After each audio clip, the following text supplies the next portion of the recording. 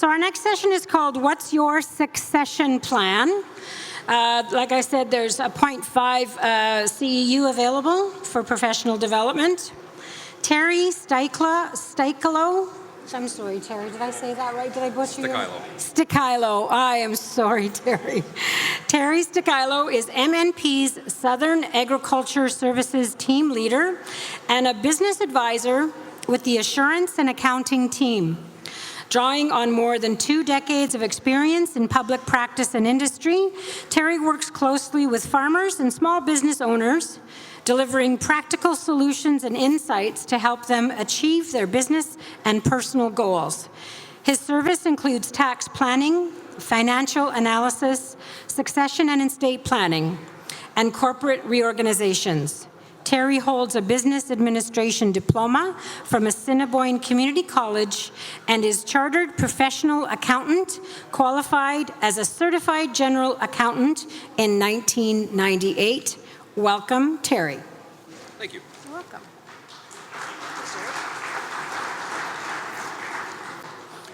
Good afternoon, everyone.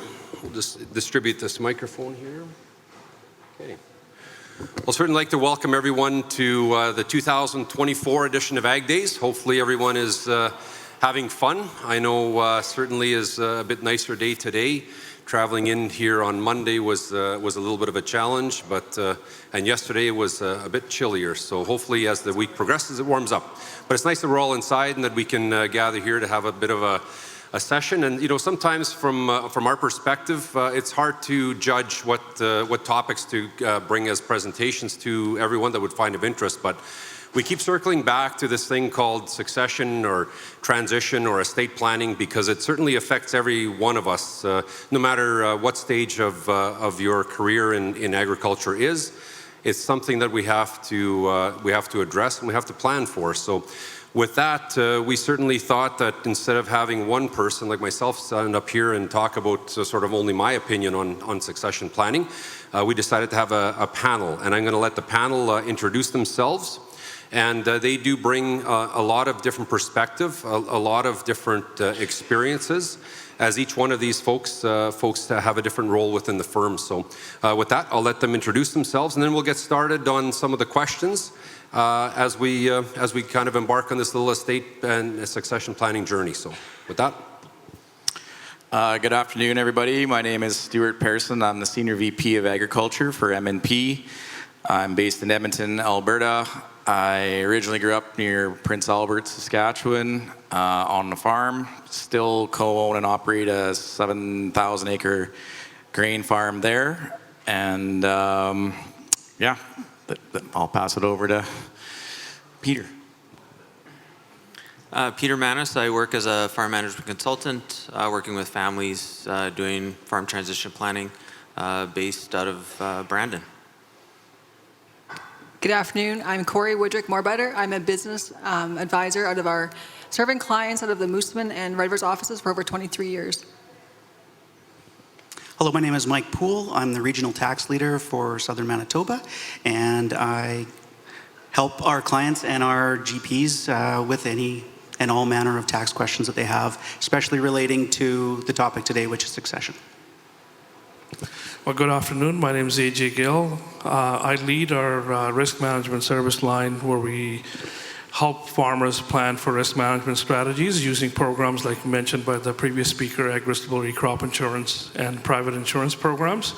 So I'm thankful for Tere to include me as part of this succession discussion because in my mind, risk planning is just as important. If you're having a succession plan, you need to have a risk plan for your farm. Oh, well, thanks. Well, as you can see, we do have some experience here, and we are represented right across Western Canada. We have AJ from BC, Stu from Alberta, we have Corey from Saskatchewan, and of course Mike and Peter and myself from Manitoba. So we're well represented in the prairies anyway for today. So one of the things that, you know, as we go down this trail of succession planning, sometimes it seems like a very daunting sort of a process, and call it what you want. It's hard to sort of get started, and sometimes we spin a little bit to try to make, you know, to get things rolling, and we're not sure how this should unfold. But before I ask Corey the question, though, like how many people here, by show of hands, have started some succession planning in whatever format? We got a few people. Yeah. All right. How many people here are in the beef industry right now? I see smiles on your face, right? That's pretty good. And the rest, how many people in the grain business here? Yep. All right. Just so we get a bit of a perspective as to what that looks like. But so I'm going to ask this question to Corey, because Corey obviously deals with a lot of owner-managed sort of clients, and of course all in the agricultural industry, primary producers. Corey, how do people get started with a succession plan? Thanks, Terry. Obviously, there's many facets to succession planning, including identification of business goals, ensuring the farm is viable. You need to look at knowledge transfer, skill identification. We need people like Mike to look at the structures. Of course, communication with those in the business as well as those family members outside the business. So all in all, there's a lot to go through, and it can be quite overwhelming and actually quite emotional for most business owners. Many of the clients I work with don't have the luxury of working on the business full-time. Of course, they're caught up in the day-to-day operations. So what I find, breaking it into small pieces is more manageable for them. I often recommend starting with a will review, as many times when we pull out that will, it hasn't been changed for all too often, and in no way usually reflects the current situation. So usually I begin by looking at the will review. I'll be honest, usually it does require some significant changes because now the kids are no longer needing guardians and becoming the executors. And we do go into the process knowing full well that we need to get it current. And then understanding that the succession process is a process. It's not an event like we've all been, we've heard and we believe. So we make changes to it, and then as we go through the process and do proper planning, very often at the very end, we'll then do more tweaks and changes to the will. Thanks, Corey. So I'll open it up to the panel. Like, when is the right time, like you look at this and say, well, I'm 40 years old, I shouldn't start worrying about, succession planning, or I'm only 60, so I shouldn't worry about that. Like, when is the right time to start succession planning? When should people start this trail? I'll turn it over to Pete. I would say anytime that your children make a major life event that impacts the farm, then you should be having a discussion about your business. So if you send your kids off to university, they go off to university, as soon as they show back up to the farm, you should be having a discussion with them about your plan. Regardless whether you're making, whether you're engaging our tax specialists are doing a reorg, but you should be having a discussion with them about what their roles and expectations are. And then every time from there that there's a major life event for you or them, then you should be absolutely updating your plan. If they get married, update your plan. If they talk about being business owners, update your plan. Yep, fair enough. Thanks, Pete. And also, I just wanted to extend to the audience, please. If you have any questions as we go, please just put up your hand or shout out the question. We'd certainly like to keep it as interactive as we can. I'm going to turn it over as well this time to Stu. Who should you have as part of your team when you start down the succession planning road? Yeah, I mean, it's super important to get a number of people involved. Obviously, from our team here, we would offer, Peter is one of our experts in kind of quarterbacking succession planning and running the plan, but you're going to want a tax person involved like Michael. AJ is something a bit new that we wouldn't have maybe thought about as much in the past, but you're going to want somebody who can talk about risk, because if you're going to turn the farm over to the next generation, unless you've got a big bag full of money set aside, you might still be, if you're the exiting generation, you might still be relying on the farm to fund your retirement. So you got to make sure you got a risk plan there, so that if we get a drought, not that happens, but we might get a drought, or there's an issue with commodity prices or something, that you've got some protection. Outside of our team, I think you definitely want your banker involved, because they're going to probably be needed to do some financing, or make sure whatever financing is in place is still going to be there once you've turned it over. You should have a good lawyer on your team as well, advising you on anything legal that needs to be done. You're going to want some sort of investment advisor who might also help you with life insurance if that's something you want to use. you can also find people who specialize in life insurance that aren't necessarily your investment advisors, so that can be a split role sometimes in the operations. And there's just a number of specialists you could go through, but what I like to look at is, and how I was trained on this in my career, was you basically create a boardroom table when you're doing a succession plan, and you make sure you fill in all the seats that need to be there. And not everybody needs to be there for every meeting, but you do need to make sure that the people who are your advisors and who are around you are kind of all kept up to speed as you're going through the process. And like Peter said, if you're going to update that plan at some point, you got to make sure you update all those people as well, so that we're not missing anything important that needs to be updated by the different advisors you have. So I might have missed a person or two. Does anybody have anything else to add? Stu, how long would it take for a succession plan normally to unfold? Like, there's a range, right? Some situations are a little different than everyone else, but sort of in a ballpark scenario, like how long does it take to have this happen? Yeah, I mean, obviously, depending on where you're at, it can. If we've had sometimes we procrastinate a little too long, so sometimes these things got to get pulled off pretty quick.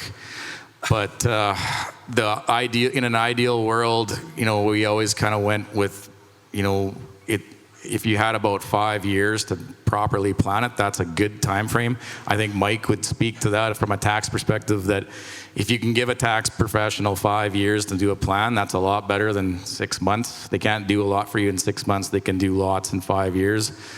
I would say once you start the process, I've seen them finish up in 6 months. I've seen them take 5 years to complete on a succession plan. The 5-year one, there's nothing wrong with that. It just took that amount of time for the family to get comfortable and work through some issues and sort things out.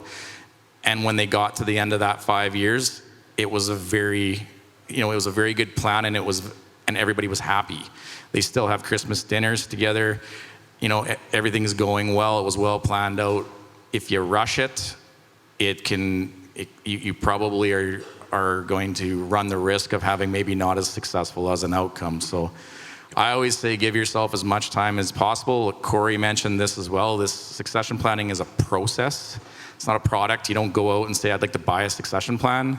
It's a process that you go through, and you create it working with a team of advisors. And the longer you have to put that together, the more you're able to go at your own pace and get to the answer that you'd like to have that works for you. And that's another thing I'll mention as well. No succession plan is ever the same. It's going to be tailored to you and your family and your farm, and it's very rare that you would see two succession plans that are identical. So when we're working with our clients on this, it's not like we're going out and saying, oh, we'll give them a 24B plan or something. Like, there's no such thing. It's your plan, and it's going to be developed and specialized for you. That's a really good segue into the tax side of things. Oh, sorry, we have a question from the floor. Do your kids fill a spot around that board table? Do your kids? Sorry, Yeah, you're absolutely. Anybody in the family that's involved in it should be at that boardroom table, but not necessarily for every meeting, right? So you're going to figure that out as to who needs to be there and when. But you shouldn't be doing a succession plan without your kids. You want to ask them what their thoughts are and where they want to go with the farm. And I think early on, it doesn't hurt to have some meetings with and without them to make sure that everything's planned out the way you want it. But as the plan progresses, the kids need to be there at the table. You don't want to be presenting them with the succession plan. Like, here's our succession plan. Enjoy. It's got to be, they should know what the succession plan is when it's going to be finished. Peter could probably speak better to that. Do you think that managing your farm business is more or less complicated than being a plumber? Who thinks it's more complicated? Who thinks it's less complicated than being a plumber? How long does it take you to train in Manitoba to become a plumber? Journeyman plumber. 3 years? 4 years? And that gets you to be trained. It doesn't make you a business owner. That doesn't make you a manager. So how can you train someone if your kids aren't at the table?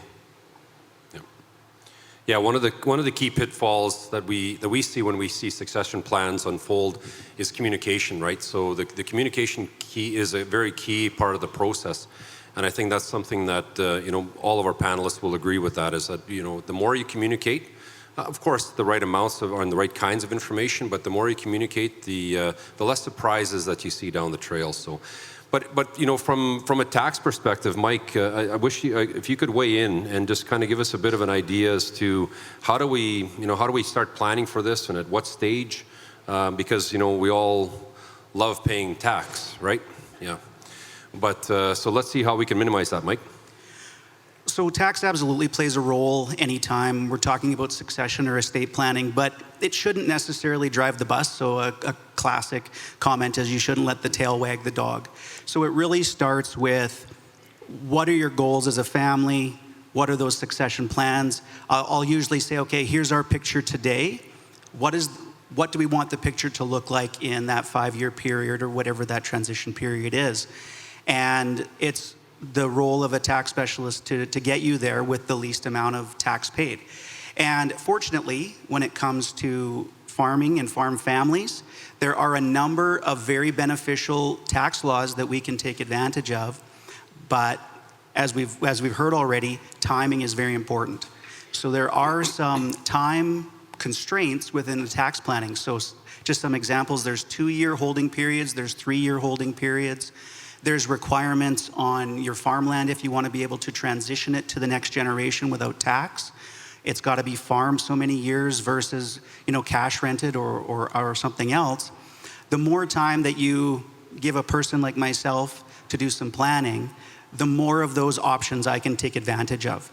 But if you give me a very short runway and I say, well, this would be your ideal plan, but if you're telling me you can't wait the 2 or 3 years or whatever that tax dictated window is, then you're going to leave tax savings on the table, and there's really no reason for that. So I would be an advocate for starting to talk about things sooner.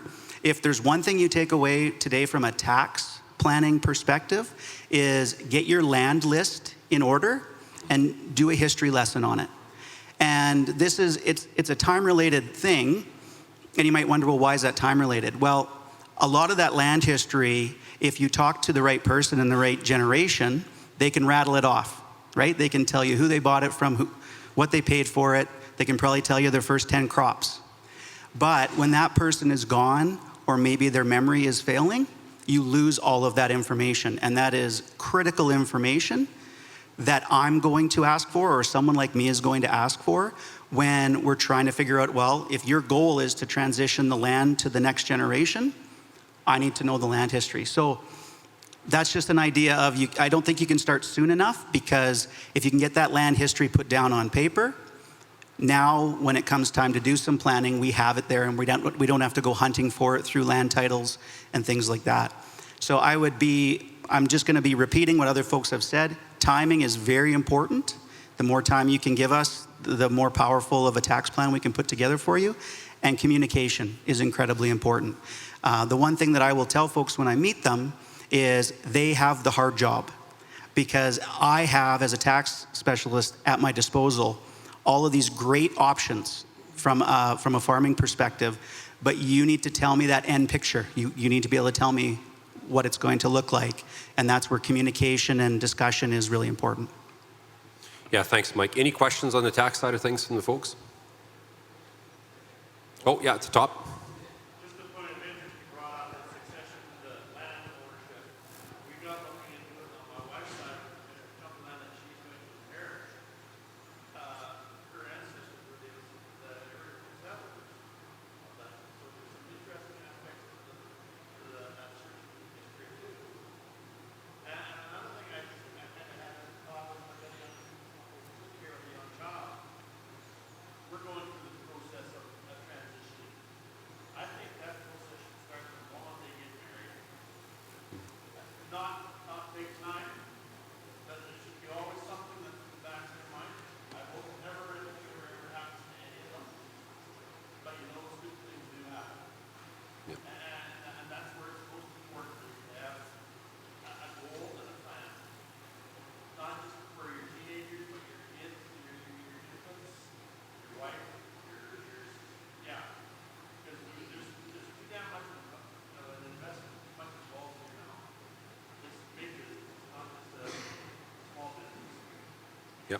Thank you for your comments. I really appreciate that.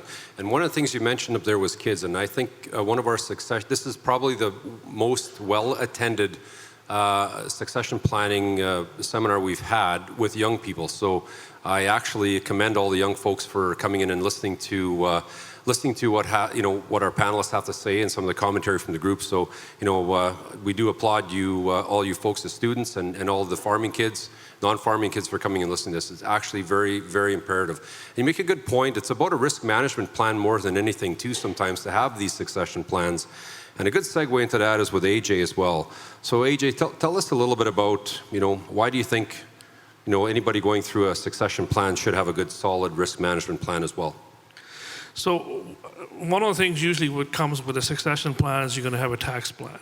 So they're going to come up with the tax strategies which could have an impact on what your coverage that you're getting currently from the different programs. So having a risk plan and having somebody like myself involved from a risk point of view is equally important when you're having a strategy for your taxes. So for example, if you have a very profitable farm, you usually have good margins. Now you're transferring this farm over to your kids, you want to make sure those margins carry on, so you're protected. Currently, right now, we have great grain prices. Everybody's, if you're planning a process over, risk is very low for you as long as you're protecting yourself with the right programs. So you can hand the farm over to your kids, and you're going to be looked after if you have a proper plan in progress. But if tax guys, for saving you taxes, they end up coming up with a strategy which is going to have an impact on your risk management coverage, then somebody like me can say, well, hang on. This is the impact it's going to have. This margin is not going to get carried over because you're doing a rollover or you're doing this split or this is what you're doing with the current farm. It also gives us an opportunity to look at if you've had a bunch of bad years and now you're in the process of you're forced to do a succession plan or you're doing some movement off the land or your operation, now you can take a look and say, does it make sense for me to come up with a risk plan which is going to create me an area average? I can use their margins because my farm has some setbacks for this reason, or what do I have to put in place to say I have an option so I can look at what's going to benefit you more, what's going to give you the largest protection going down the road kind of thing. So that's why it's important to have risk management folks, somebody who understands the government programs involved and understand the guidelines, because it gives you quite a bit of there's a lot of opportunities to plan your risk management strategies within the government guidelines that are provided by these programs.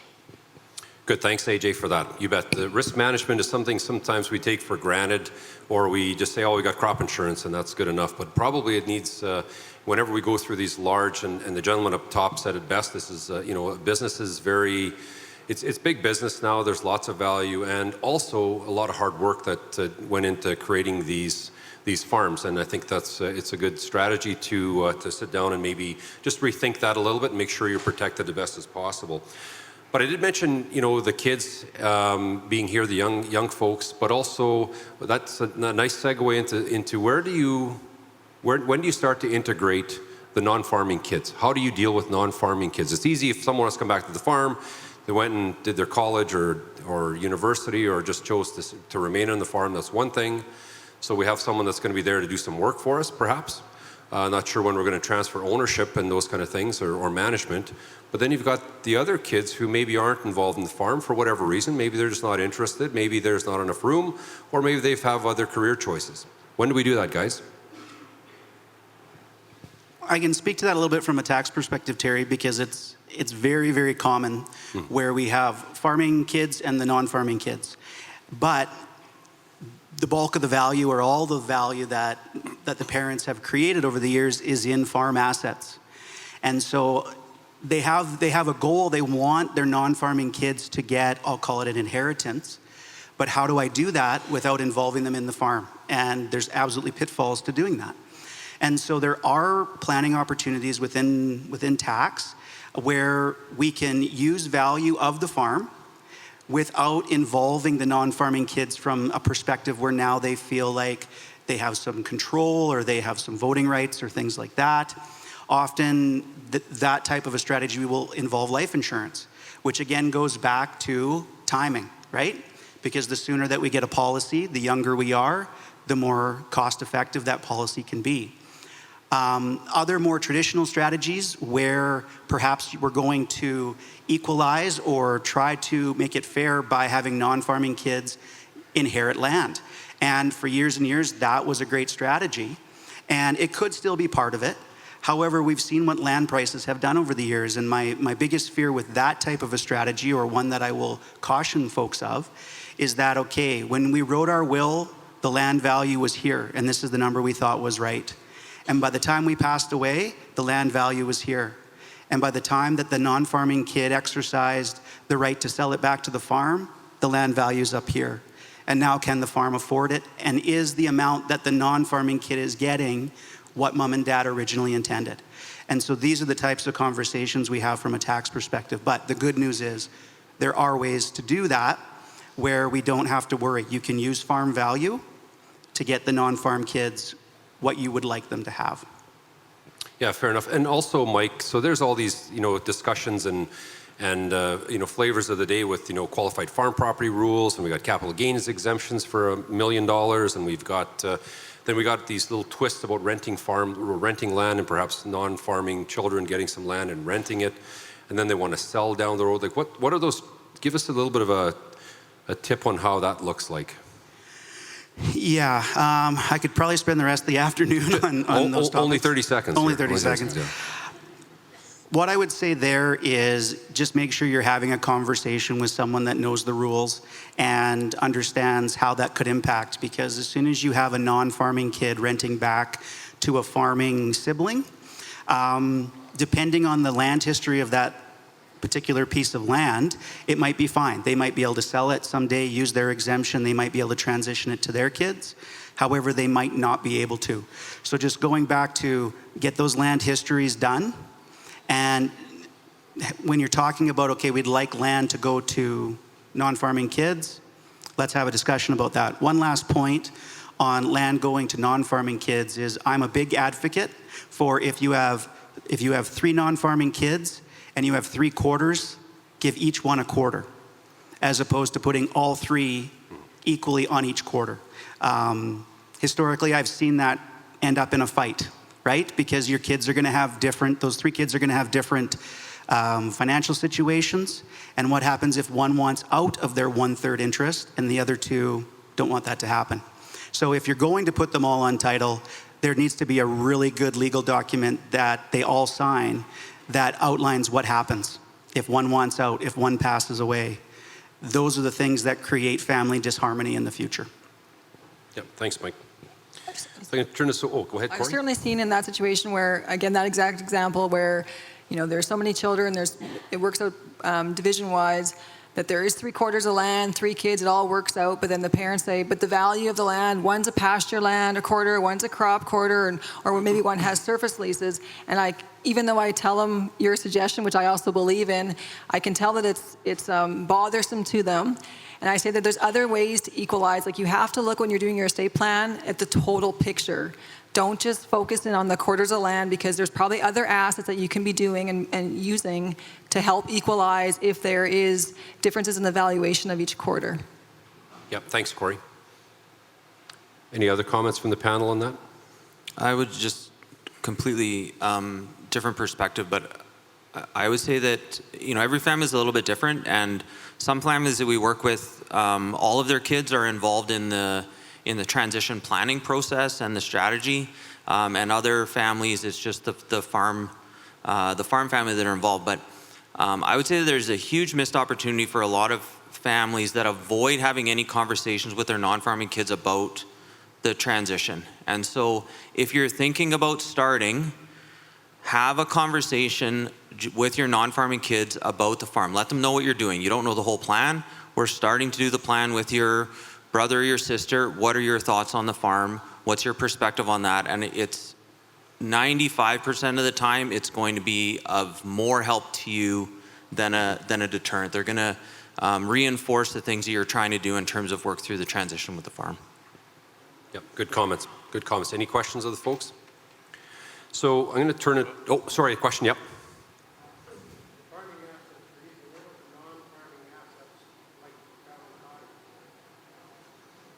So the question, I believe, is, it's easy to deal with farming assets, perhaps, or easier because it's a known commodity. What about non-farming assets? Example was like a family cottage or condo downtown Toronto or Puerto Vallarta, maybe better. But I'm a non-farming kid, so I'll take the cottage.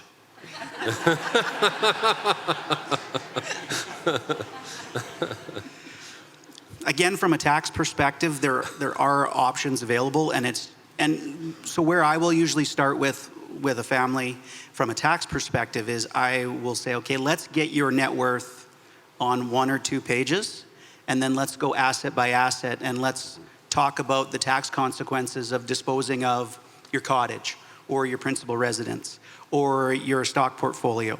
What about RRSPs? And we can build in all the tax components because ultimately the farming assets are generally easy to deal with. We have a lot of transition and we can gift a lot of that, but some of it we can't. And so we just need to factor in, okay, what does your tax liability look like if you were to pass away? And do you have enough liquidity in your non-farming assets to take care of that? And if you don't, how is that going to get topped up? And again, that can sometimes get into conversations about life insurance to cover off that liability, or maybe we look to some of the farming assets to cover that off. But it's just a process. And so I would say get everything down on a page and we start having a conversation about what's going to whom. And we run the numbers and we work it out.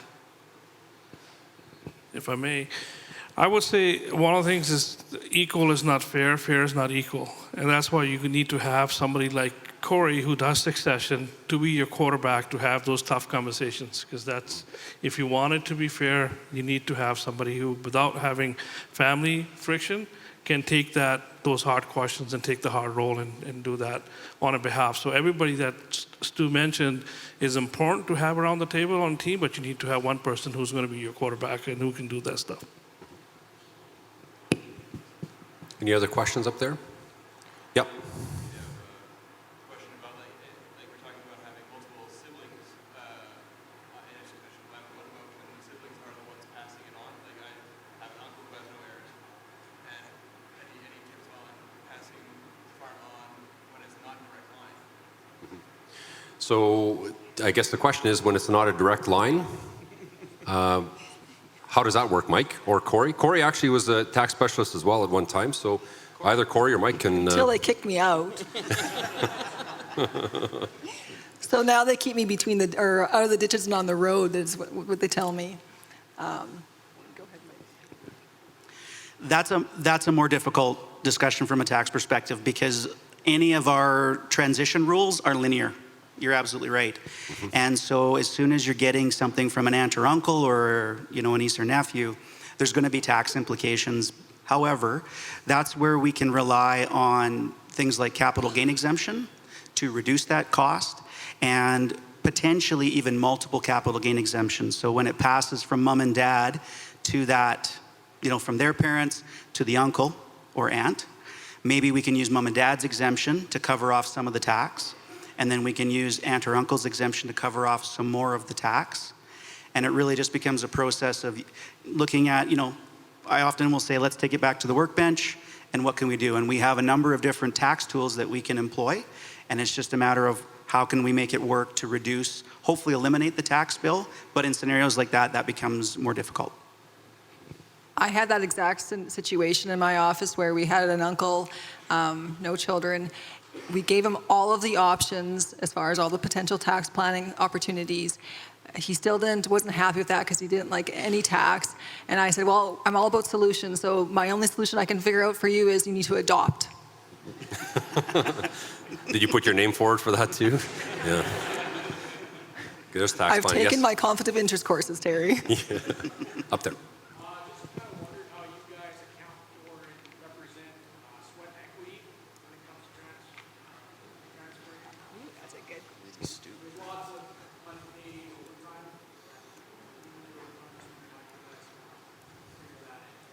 Okay, good question. So sweat equity. So maybe we'll refer to Stu or to Pete on some of that. You don't have any. Yeah, I don't. Yeah, right. I don't have. I'm pretty loaded when they call me for sweat equity. They're pretty desperate. They have a shovel for you, right? They have a shovel Yeah, ready shovel. for you. Yeah. Dig a hole and fill it in. To me, the only way that you should be providing any type of sweat equity is after you've had a conversation about what you're doing and where you're going. But if you're providing sweat equity to the farm, especially if you're okay, you're in high school, you have a roof over your head, maybe you're in university, there's jobs you have to do, that's part of being a part of a farm family.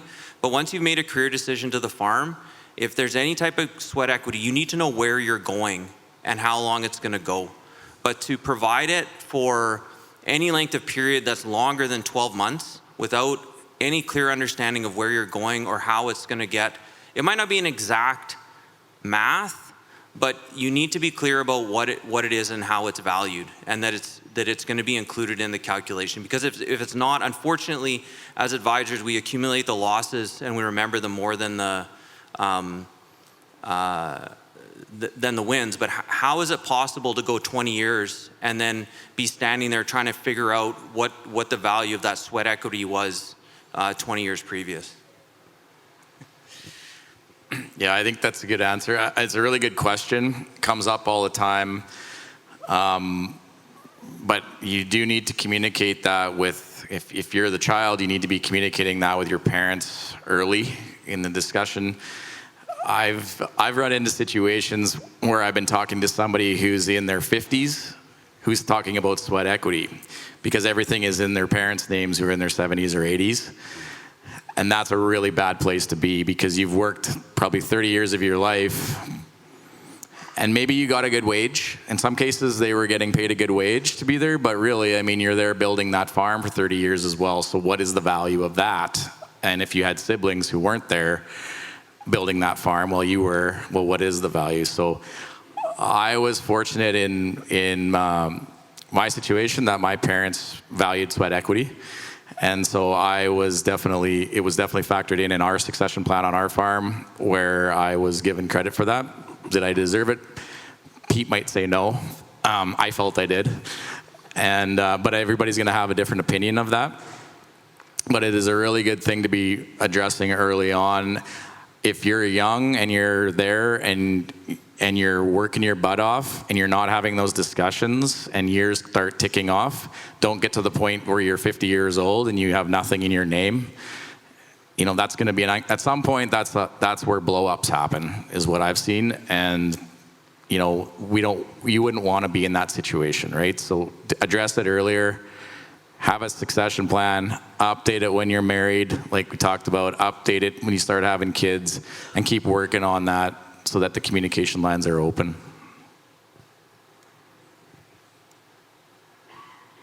Any other questions? No? Oh, sorry. Passing land to stepchildren. What's the tax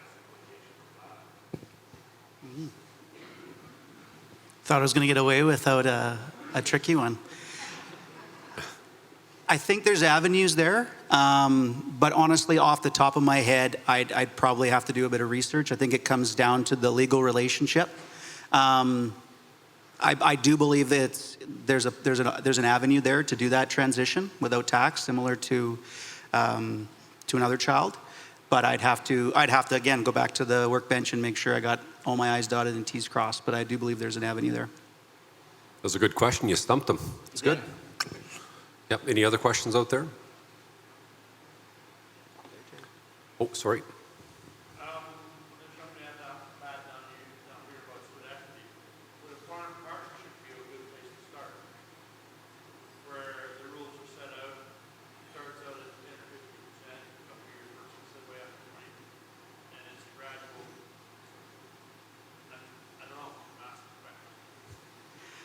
I love partnerships from a tax perspective because there's additional benefits to being in a farm partnership prior to what I would say the ultimate end game is for a successful farm, which is incorporation. And so there's absolutely tax benefits to doing that. So I would give it thumbs up there. I can maybe hand it off to one of the other folks here to talk to that being a good training ground and from a sweat equity perspective. Yeah, absolutely. In our practice, we see a lot of farm partnerships. definitely, obviously every situation requires a different, plan. But very much, and obviously, we do like partnerships because M&P itself is a partnership. But definitely for the farming industry, it's a great structure. Yep. Yeah, question. Yeah, along that avenue, my sister and brother and I all got a quarter from mom and dad. Does it make sense, they're non-farming children, does it make sense for me to go into a partnership with them to give them the tax, I know for the capital gains exemption, is it more valuable to them to be crop sharing with me so that they get that capital gains exemption down the road, or try to assist them after being a partner? So first, my first question would be, if we were having this conversation, is let's look at the land history. Because if this is land that great-grandpa or great-grandma homesteaded, and it's been in the family for 80 years, then the non-farming siblings' use of that land, renting it back to the farming sibling, I wouldn't be as concerned about.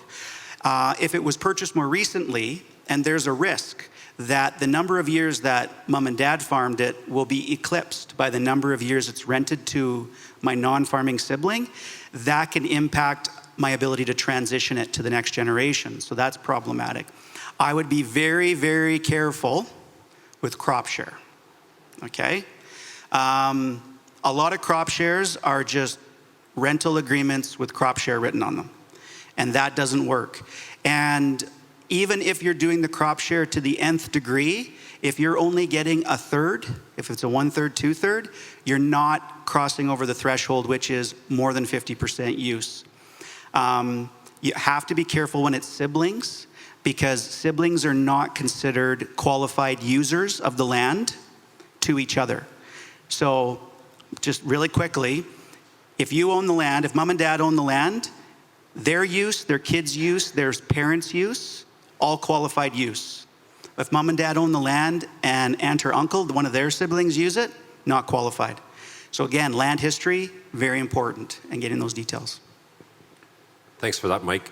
So unfortunately, our time is almost up. On behalf of our panel, on behalf of all of our colleagues here in the room at MNP, certainly like to thank everyone for attending today. I know there's a lot of nice shiny paint to go and look at and to touch and feel and to mingle, but you took the time to come here and visit with us today. We certainly appreciate your time more than you know. There's also this QR code here if you do want to follow up sort of anonymously with us. Scan that in, it gives us an opportunity. It takes you to a web page and you can ask some questions. We can direct to the panel. We can get back to you if you have any of those kind of things. Certainly, once again, thank you for coming. Thank you for your time today, and have fun at Ag Days. It's a good time to be here, and it's a good time to be in the business of farming.